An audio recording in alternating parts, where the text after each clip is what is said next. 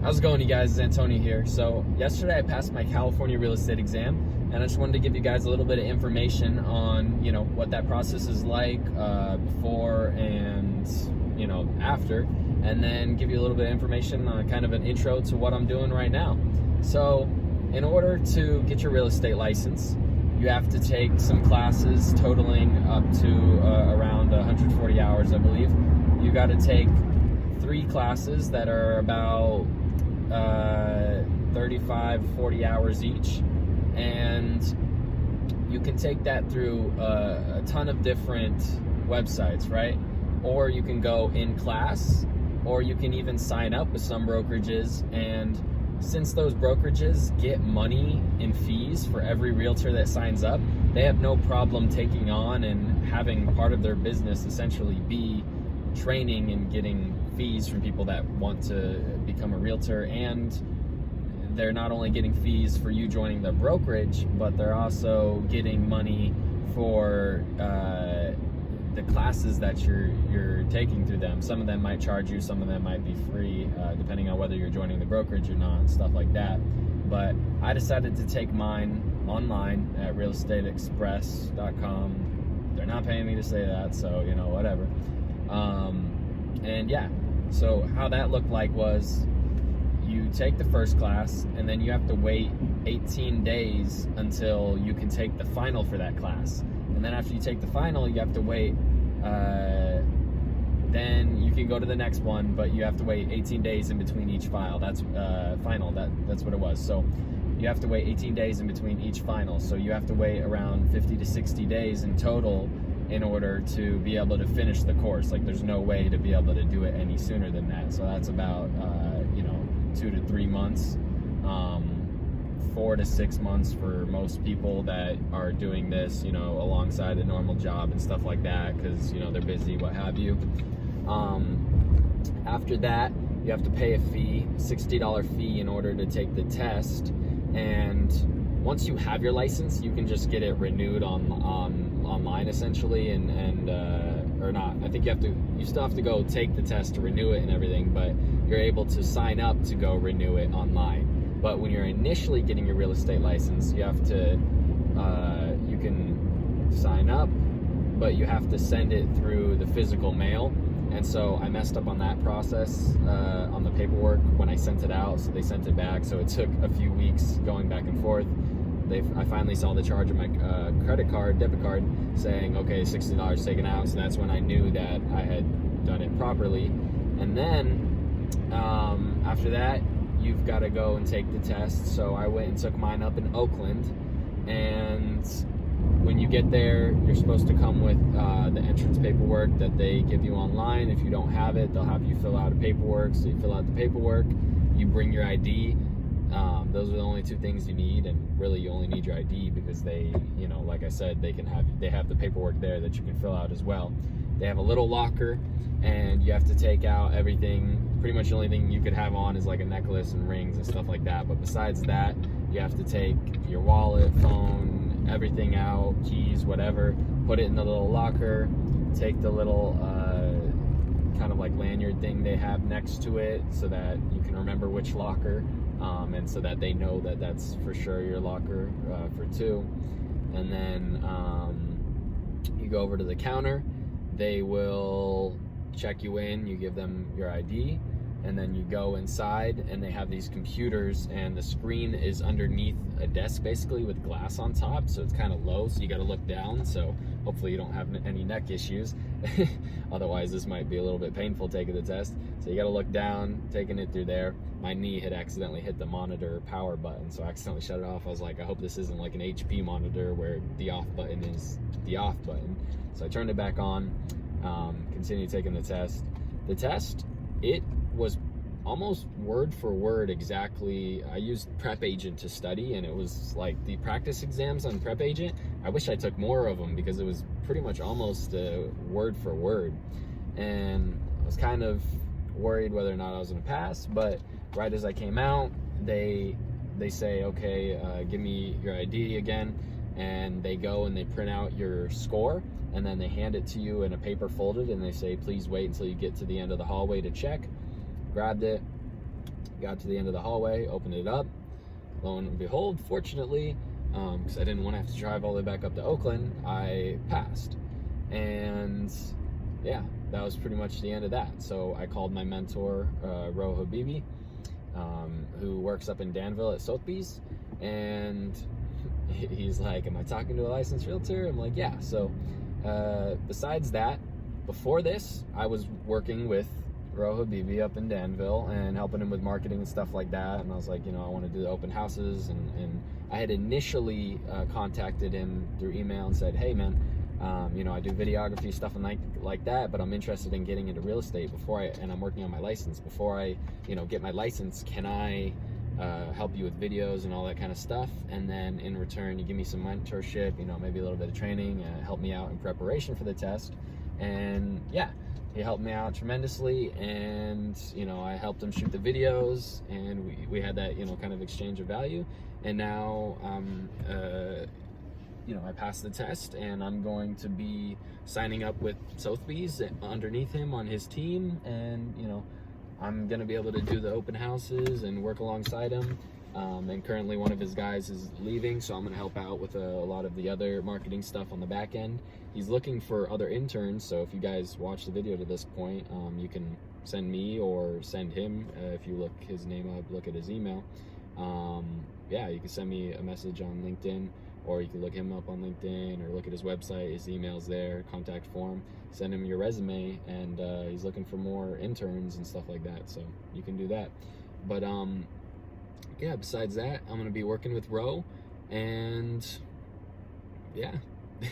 So I recorded this on my way home. I was trying to record it there, but I was just kind of flustered, so I recorded this on my way home. I have a few clips from today of just some conversations that we were having, and essentially some really good tips that Roh was giving. So I'm gonna play that advice after this, and then it's gonna, end abruptly, and that's gonna be it. So thank you guys for watching. If you want to, the point of this is to document, okay, literally from the start, I got my license. All right, I did what people advise you do, which is, find a good mentor. I found a good mentor, got my license. Okay, boom, this is gonna be my first open house. Boom, this is what, how we're marketing, I'm recording every single step. That way, we have it documented, and, we can create an audience showing, everything as it happens. So if you guys want to see that, make sure to follow, subscribe, what have you. And yeah, thanks for watching. See you guys next time. Well, it's not even just the two different aspects. Literally, the business is compartmentalized into different subject matter, right? We have everything that relates to the buyer, everything that's going to be relating to the seller, everything that we need to do behind the scenes in order to find a new buyer or a new seller, prospecting, outings, events, where do we need to be? There's a lot of different things. And then also, then it comes back down and trickles down to the computer work. What are we doing with the CRM? What are we doing with the email database? What are we doing with all these people that we've been meeting all this time? What are we doing for the next event that we're going to be throwing? And keeping in mind every single day, who is that ideal client that we want to work with? How are we going to target that person? And how are we going to get them to know us? More importantly than us knowing them, that doesn't really matter. It's more important for that demographic of client to know that we are here in the real estate space. We are the knowledge broker. We are the person that is the most in tune with the economy, foreign policy, everything that's going on in the world that's going to affect their purchase decision or sales decision over the next 3 to 7 years, and then helping them purchase their second place and their third place and their most favorite, vacation and holiday destinations, and then showing them also utilization of our network of the best and most prestigious agents throughout the entire nation, that we're going to be able to give a warm handoff of our client that's leaving San Francisco and moving to Boston, or our client that's leaving Palo Alto and moving to New York City. We are going to be able to facilitate them meeting the best agent for them that's going to understand their personality type, that's going to understand how to communicate with them, and be able to just help them facilitate buying or selling in that area too for their second property or third property or whatever it may be. So as business is extremely complex, and I don't really think that a lot of people understand it and what goes into it, especially for if you're trying to be a career-based, being a top realtor. I mean, I think that's just BS, but just being a career-based, very, very good real estate broker or agent, and living your life according to your own design. Good. So what we try to do to the best of our ability is plan out the entire year in advance, right?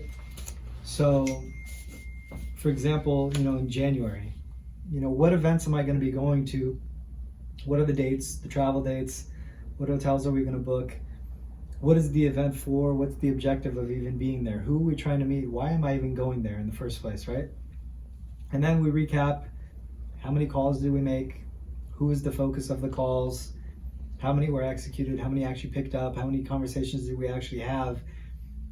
The whole point of that is, how many appointments are we getting, right? If you're not getting appointments, if you're not getting in front of the right people, whether that be a buyer or a potential seller, there is no business to be had for you. This is a 100% commission business.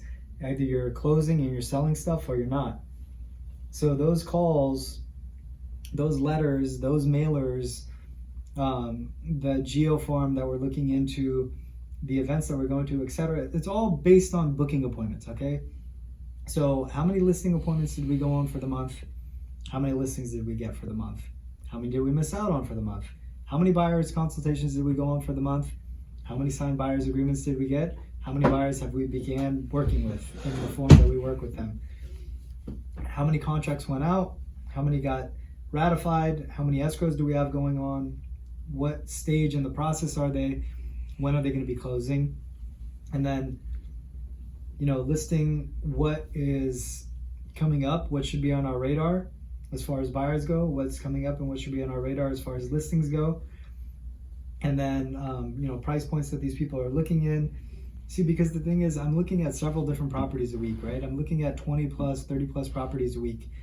When I'm looking at a specific property, I may be thinking about a client in the back of my head, like, oh my God, this would absolutely be perfect for such and such. Why don't I call such and such immediately while I'm there in the house and tell them to meet me there?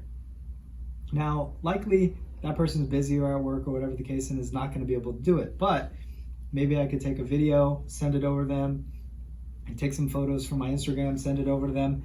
Make sure that they understand that they are consistently on my mind, and I'm always looking for them for that next deal. And then, how many email campaigns did we send out? What days did they go out? What were the topics? How many click rate, openings did we get? How long were people on it? What mailers did we send out? What did we do for our marketing plan? What special happened? For example, this is January of last year. Guess what happened?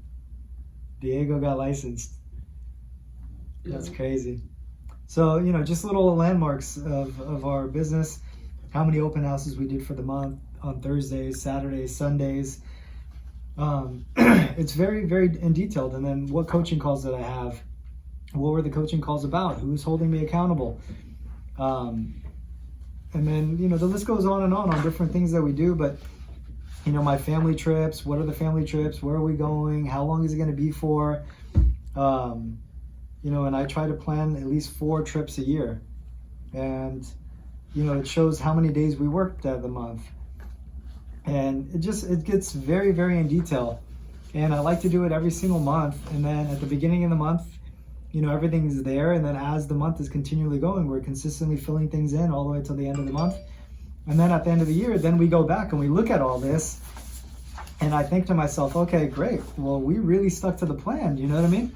Or, oh, we really missed out here. We didn't do as many open houses as we wanted to do. And it shows all the different closings and all the, the income that we're earning and all that type of good stuff. So it's just very good to be as organized as possible as you can, especially right now, right? We're what is December 14th right now. We have 2 weeks left out of the year. I just completed my business plan for the entire next year. I'm going over profit and loss. I'm going over our expenses. I'm going over my tax planning. I'm going over what the plan is literally for every single month of next year. And we're doing everything that we can strategically to get organized for next year, because when next year comes, we understand that this is a cyclical market, and there's a certain time where you're going to make your money, and there's a certain time where it's going to be a lot slower and a lot less traffic going on. And everything has to be reverse engineered to fulfilling that time and those months and going really, really heavy during that time in order to be able to reach the goals for the year.